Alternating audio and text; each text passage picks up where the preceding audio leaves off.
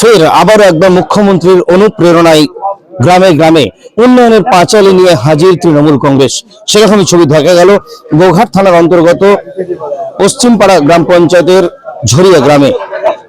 নবনির্বাচিত বলবো না, পুনরায় নির্বাচিত আবারও গোঘাট 2 নম্বর ব্লক তৃণমূল কংগ্রেসের নবনির্বাচিতই বলতে পারি সেই সভাপতি সোমেন দিগার আজকে তৃণমূল কংগ্রেসের সেই উন্নয়নের পাঁচালী নিয়ে আজকে ঝরিয়া গ্রামে আবারও হাজির হয়েছেন। আমরা সেই ছবি সরাসরি তুলে ধরছি ক্রাইম প্রেস বেঙ্গলের পর্দায়। এই মুহূর্তে আমরা দেখতে পাচ্ছি ঝরিয়ার যে কালী মন্দির রয়েছে, সেই কালী মন্দিরে অগণিত মানুষ এই তৃণমূল কংগ্রেসের নামে পুজো দিতে এসেছেন এবং আজ থেকে শুরু করে দিয়েছেন 2026-এর যে বিধানসভা ভোট তার নির্ঘণ্ট বাজিয়ে দিয়েছেন। সরাসরি সেই ছবি আমরা তুলে ধরলাম ক্রাইম প্রেস বেঙ্গলের পর্দায়। 2026 সালের বিধানসভা নির্বাচনের আগে রাজনৈতিক ময়দানে নামার স্পষ্ট বার্তা দিয়ে গোঘাট থানার অন্তর্গত পশ্চিমপাড়া গ্রাম পঞ্চায়েতে ফের একবার উন্নয়নের পাঁচালী সাজিয়ে হাজির হলো তৃণমূল কংগ্রেস। জাতীয় পতাকা উত্তোলনের মাধ্যমে কর্মসূচি সূচনা করে ঝরিয়া গ্রামের কালী মন্দিরে পুজো দিয়ে কার্যত নির্বাচনী যুদ্ধের দামামা বাজিয়ে দিল শাসক দল। এই কর্মসূচির মধ্য দিয়ে তৃণমূল কংগ্রেস স্পষ্ট করে দিল গত 15 বছরে মুখ্যমন্ত্রী মমতা বন্দ্যোপাধ্যায়ের নেতৃত্বে রাজ্য সরকার যে উন্নয়নমূলক পরিষেবা সাধারণ মানুষের দোরগোড়ায় পৌঁছে দিয়েছে তারই হিসেব তুলে ধরে ফের জনসমর্থন আদায়ই এখন তাদের প্রধান লক্ষ্য। স্বাস্থ্য, শিক্ষা, সামাজিক সুরক্ষা থেকে শুরু করে একাধিক জনমুখী প্রকল্পের সাফল্যকে উন্নয়নের পাঁচালী নামে মানুষের সামনে তুলে ধরা হচ্ছে।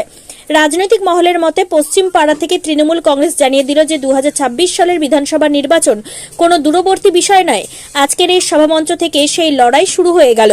কর্মসূচিতে অংশগ্রহণকারী নেতাকর্মীরা বিরোধীদের কটাক্ষ করে দাবি করেন উন্নয়নের বাস্তব চিত্র দেখিয়ে জনগণের বিচারেই ফের একবার জবাব দেওয়া হবে। সব মিলিয়ে গোঘাটের পশ্চিমপাড়ায় আজকের এই কর্মসূচি ছিল নিছক সাংগঠনিক সভা নয়, বরং আগামী বিধানসভা নির্বাচনের রাজনৈতিক শক্তি প্রদর্শনের এক স্পষ্ট ইঙ্গিত।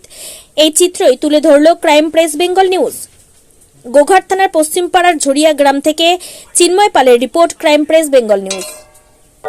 আবারও ফের পশ্চিমপাড়া অঞ্চলে উন্নয়নের প্রকল্পের ডালি সাজিয়ে আরেকবার পশ্চিমপাড়া অঞ্চলে কি বলবেন? দেখুন, উন্নয়নের সংলাপ যে বার্তা দলনেত্রী এবং অভিষেক বন্দ্যোপাধ্যায়ের নির্দেশে আমরা গোটা বিধানসভা শুধু বলবো না, গোটা পশ্চিমবাংলার বুকে এইভাবে আমাদের প্রত্যেকটা পঞ্চায়েত সমিতি এলাকা জুড়ে জুড়ে, পঞ্চায়েত সমিতি মেম্বারের এলাকা জুড়ে জুড়ে আমরা এই উন্নয়নের সংলাপ বার্তা নিয়ে সাধারণ মানুষ আমাদের এই উন্নয়ন সংলাপ বার্তাতে আমাদের যে কর্মসূচিটা আছে যে আমরা কোনো একটা জায়গায় যারা আমরা পিওস হিসেবে আছি আমরা সেখানে এসে উপস্থিত হব এবং সেখান থেকে আমরা আমাদের দলীয় পতাকা উত্তোলন করব। তারপর আমার সেই এলাকার, সেই পঞ্চায়েত সমিতি এলাকার কোনো দেবতা স্থান বলুন, মাজার বলুন, যেখানে যাব সেখানে পুজো বা চারুচূড়ানোর কর্মসূচি।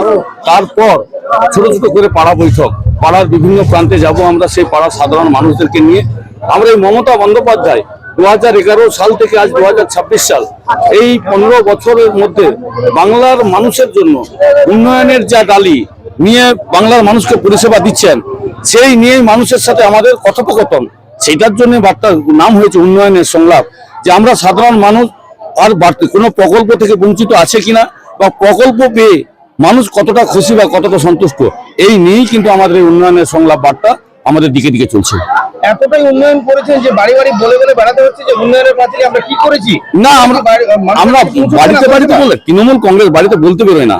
তৃণমূল কংগ্রেস জানতে এসেছে আরো উন্নয়নের যারা বঞ্চিত আছে, এখনো যারা পায়নি। আজকে এই বার্তা করতে এসে আমরা যেটা জানতে পারছি যে হয়তো এখনো কেউ হয়তো লক্ষ্মীর ভান্ডার করে উঠতে পারেনি, তার কারণ লাস্ট যে দুয়ারে সরকারের ক্যাম্পটা হয়েছে তারপরে হয়তো অনেকের 25 বছর বয়স হয়েছে, তাদের চাহিদা তারা কখন লক্ষ্মীর ভান্ডারটা পাবে। এই যে মানুষ যে আমাদের কাছে জানতে চাইছে, আমরা মানুষকে বলতে আসি না, আমরা মানুষের সাথে আদান প্রদান করতে আসি বা কথাবার্তা। তার কারণ তারা উন্নয়ন পেয়ে কতটা সন্তুষ্ট এটুকু জানতে এসেছে এবং তাদের মধ্যে এখনো যারা পায়নি বা কোনো কারণে তাদের কোনো সমস্যা হয়েছে তাদের যাতে সমাধান করতে পারে দুটো, এই জন্যই আমরা এসেছি। এসআইআর শুনানির নামে মানুষের কে প্রতিদিন কোনো না কোনো সরকারি দপ্তরে ছুটে বেড়াতে হচ্ছে, কি বলবেন এই নিয়ে? দেখুন, এই নিয়ে তো গতকাল আমরা অবস্থান বিক্ষোভ করেছি বিডিও অফিসের সামনে, আমরা প্রতিবাদ মিছিল করেছি। গত 2 মাস ধরে আমরা এসআইআর এর জন্য, এই এসআইআর এর বিরুদ্ধে আমাদের লাগাতার আন্দোলন চলছে।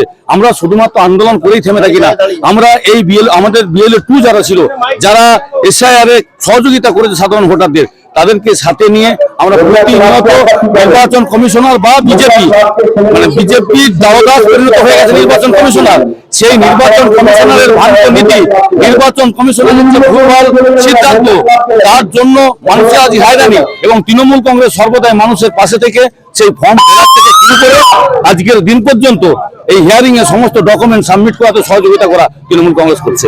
এখনো পর্যন্ত গ্রামের অনেক মানুষই বার্ধক্য ভাতাতে পাননি বা এখনো অ্যাক্সেস করতে পারছেন না, সেটা কি সরকারের দুর্বলতা না অন্য কিছু? না না না না, এটা মোটেই নয়। তার কারণ এসসি এসটি এনাদের বার্ধক্য ভাতা অনগোয়িং আছে, অ্যাপ্লিকেশন করলে তারা পাচ্ছে। শুধুমাত্র জেনারেলদের বার্ধক্য ভাতা, দেখুন এই যে বার্ধক্য ভাতার কথা বলছেন, আমরাও যাচ্ছি সর্ব জায়গায় এই জেনারেলদের বার্ধক্য ভাতার কথা বলছি। আপনারা তো এই প্রশ্নটা করছেন না। কেন্দ্রীয় বিজেপি সরকার যেভাবে 100 দিনের কাজে কয়েক কোটি টাকা 100 কোটি টাকা আমাদের জন্য আটকে রেখেছে, আবাস যোজনার টাকা আটকে রেখেছে, যদি এই টাকাগুলো আজকে আবাস যোজনা মানুষ পাচ্ছে, সেটা রাজ্য সরকার তার কোষাগার থেকে দিচ্ছে। 100 দিনের কাজে কেন কেন্দ্রীয় সরকার বাংলাকে বঞ্চনা করছে?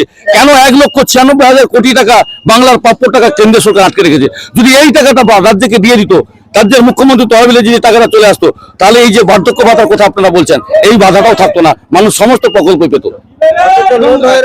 রিসেন্টলি দেখা যাচ্ছে রাজ্য সরকার 57,000 কোটি টাকা শুধু ব্যয় করেছে উকিলের পারপাসে, তো সেই টাকা তো কোনো সরকারি দপ্তরে যে বিএ পারপাস ছিল সেখানে দিতে পারত।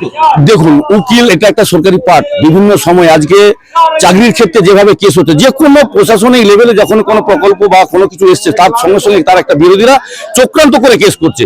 তারা স্বাভাবিকভাবে যে বিরোধীদের চক্রান্ত বাংলাকে পিছিয়ে দেওয়ার জন্য, ওই বিকাশ রঞ্জন ভট্টাচার্যরা, ওই কৌস্তবরা যেভাবে উঠে পড়ে লেগেছে, যে কোনো ভালো কাজ, এই যে রেশনের দুয়ার, আজকে সুপ্রিম কোর্ট অর্ডার করছে না, প্রকল্পটা ঠিক আছে, তবুও তার পিছনে কেস করেছে।